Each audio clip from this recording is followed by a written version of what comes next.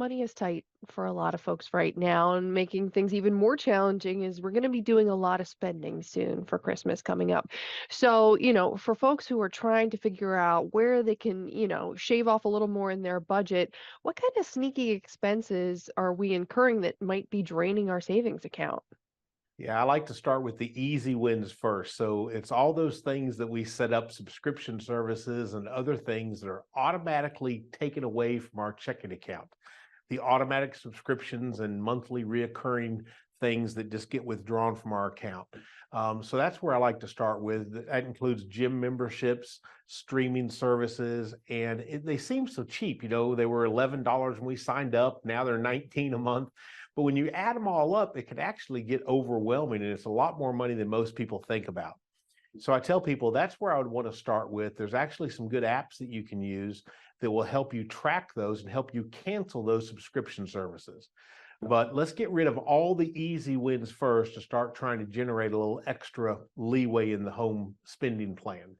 And do your clients typically find once they start going through their checking account that there might be fees that are being withdrawn every month that they don't know about? All the time, all the time. And so, when people do this, I hate the word budget. I like to think more of a spending plan because it sounds so much more empowering. But anytime you're trying to get control of your money, you have to know where it's going. So this is where you have to take that deep dive and look at everything that's being withdrawn. Most people know how much they make, but at the end of the month, things are getting tight a lot of times. What do they say? There's more a month left than there is dollars in the checking account before they get paid again. So we have to see where the money's going to truly get control of it. And the best place to start is what's automatically coming out. Now, once we've done that, then we have to start, where's the rest of it going? And so what I mean by that is, what are we doing? Do we have an emergency fund? Because that's where most people get in trouble, is they've never set aside the money for those emergencies that just unfortunately in life, they just come around. And if we're not prepared for those when they come around, well, then it puts us in farther into the hole.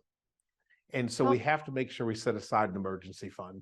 how much money do you typically recommend your clients set aside for an Yeah, emergency there's fund? many, yeah, there's many opinions on this, but I tell people it depends on the type of job you currently have, but typically 3 to 6 months of living expenses. Now, with living expenses mean what does it take to do life? That doesn't include going to the beach, it doesn't include the movies and things like that, but the things that we have to do, paying the car payment, the rent, the mortgage, food, health insurance, things like that. Let's make sure we have those covered for 3 to 6 months. And I say the difference is some people, even in the recession that we most likely are heading into, have the type of job where if they were let go tomorrow, they could re-land it 2 weeks later, a month later. Other people have the type of job where it might take 3 or 4 months or 5 months to get the new job. So you have to kind of know where you're at. Think of a nurse right now. I think a nurse in most states could go to work the next day almost automatically. So maybe their emergency fund could be a little smaller, if that makes sense in that example. That definitely makes sense. Where else can we kind of trim our spending a little bit? What else do you find usually people are spending too much on? Well, there's always the impulse purchases, and especially going into the holiday season, this is where we have to be careful. Everybody wants to shop and surprise and buy the gifts and do everything, but tell people first we have to know what's even available. So I always tell people start with a list. Now, this can be even as easy as when we do the grocery shopping, and I hate going to the grocery store with a list.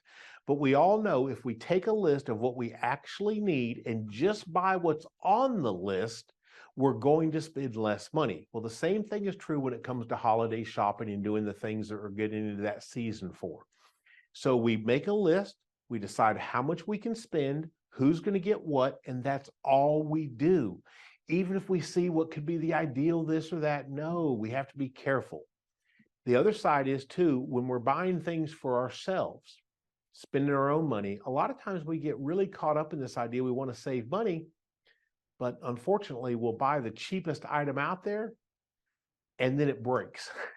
So we might have been a little better just buying a little better item, whether it's clothing or household merchandise, the dishwasher, whatever. I don't mean we have to get top of the line, but sometimes the cheapest stuff makes us have to keep repeating purchasing it. And that's not always wise. So sometimes spend a little bit more to save in the long run. And a lot of these are kind of discretionary expenses that, keep Yeah. creeping up, but some of them we can't avoid, the cost of heating your home right now. Right. That's inevitably gotten more expensive. And it's How do we try to save there?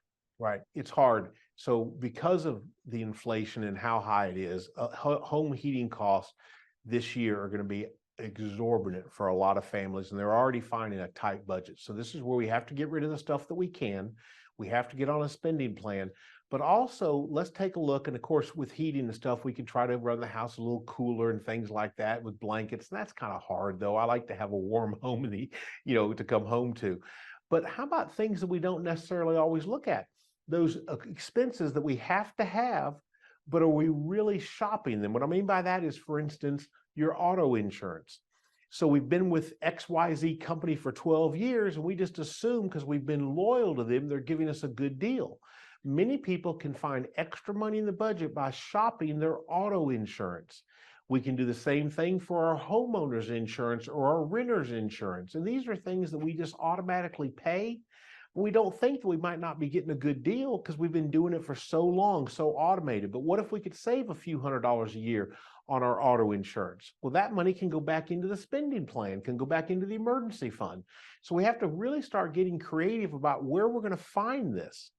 And then again, going back to the holiday season, we've got to be careful with our credit cards. Listen, inflation has caused interest rates to rise, and many people are paying exorbitant rates on their credit card debt. We've got to get out of that cycle. So we can't go into the holiday season doing more credit card spending. All good advice, Mark. Anything else I didn't ask you that might be helpful for folks? Well, I would say this is in this, especially in this time of the year, we do a lot of socializing. It seems like when we get into this period, this winter period, but we're going to do a lot of stuff, which is always fun. But if you're really trying to get in line, trying to prepare, trying to build that emergency fund and get control of your finances, you have to learn the power of the word no.